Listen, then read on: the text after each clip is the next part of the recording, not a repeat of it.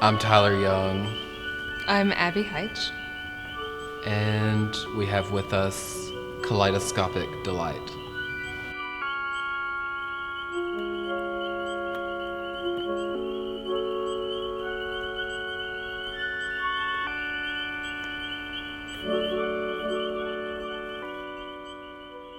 What we have here is totally beyond anything that we could have initially conceived.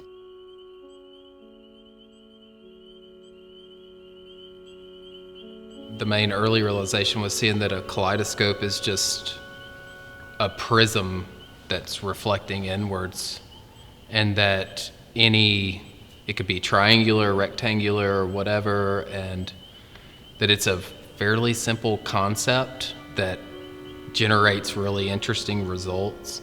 And so started with taking three full-length mirrors from just like a big box hardware store and leaning them together.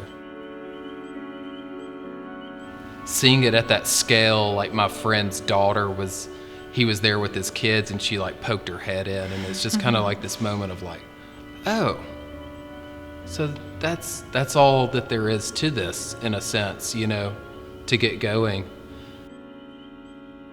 Tyler had this concept of a large glowworm, so it looked like a big skeleton, basically, and then the backdrop was actually built into the piece, so kind of like this spine.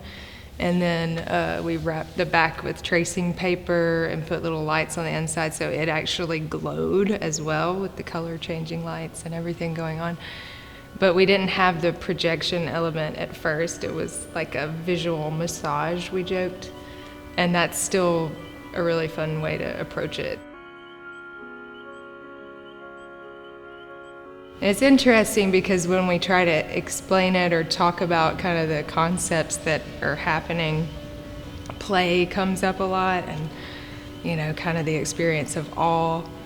And that's not something that, like, when you first have that idea, it's not like, oh, it's going to be all these things, and then it's like exactly all those things. It's kind of cool how you start doing something, and then in the process we learned about like the Institute of Play and how important it is, and that became a focus for us through the process. Yeah, it was fun to see how it changed the way I looked at just like objects I might encounter around the house or at work or whatnot. It's like, oh, this has interesting texture or plays with light in a way, and the kind of aperture of it's only that large, so you don't need very large objects to create this entire field of vision. And how that started to change the way I looked at things around me when I was like working on this and had it on my mind. It would be like, oh, aluminum foil, like, or cheesecloth, or whatever. And so that kind of, again, playful aspect and altering the way you relate to things like materially or like, I guess, sensually.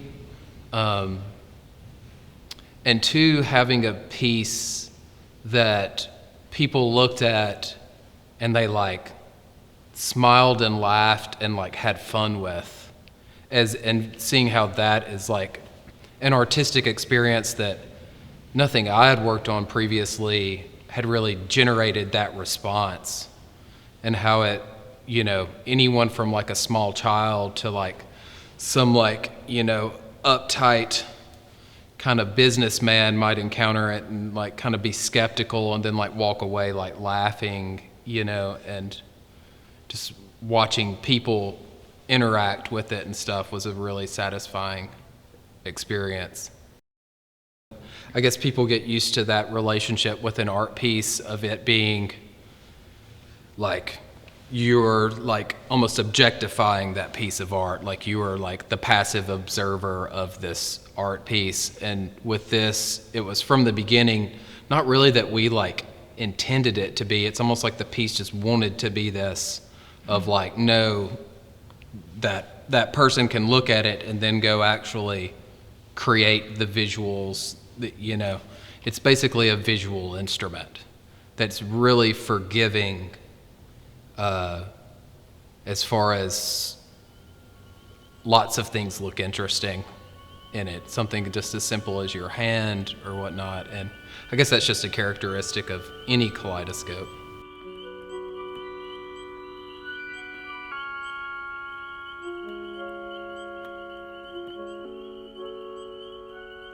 The backdrop is, just visually and spatially, it kind of creates this like safe place for you to play in. It just feels good for you to kind of go in there and that's the zone, But also visually, technically, it creates kind of a stop field of depth in a way, so that the light and the colors and everything aren't being so diluted. If there's nothing like behind the kaleidoscope on that side, then it's just very gets blurry, So the closer you are to that opening, the better. But if you get too close, it gets dark. So, that's the backdrop.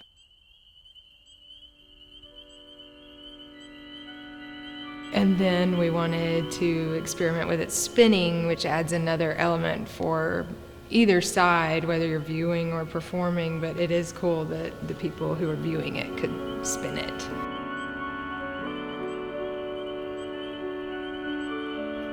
We had that really funny experience of these kids. I guess they were brothers, and one of them, they're on each end, and the kid goes around and he's like, "Frankie, is that you? Is that the real you? It's like another dimension." That was a fun experience.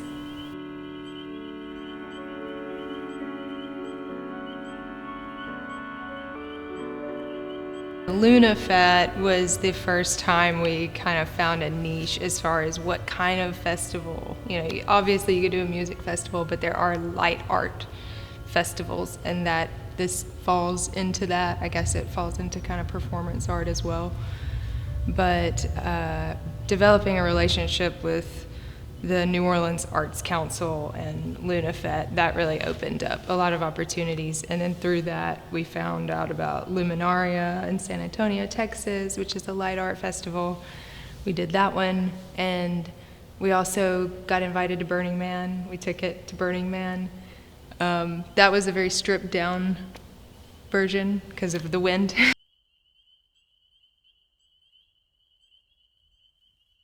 There was one guy who was basically speechless, but it looked like on the inside he was laughing and crying at the same time. So he sat down and looked through it, and I'm back there playing with objects, and Tyler was watching his face, and he's like, it was no words, just all these facial expressions, and then at the end he just seemed so ecstatic and blissful and grateful. He finally said thank you. Yeah. I don't know if his emotional response was totally just due to the kaleidoscope. I think there may have been some chemical assistance.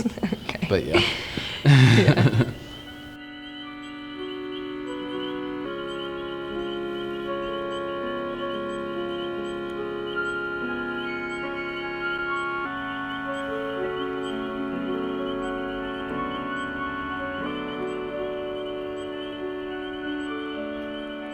Well, we want to make another version, and we want it to be triangular, but having the mirrors kind of taper out, so it could be smaller, but the visual field it could even be bigger or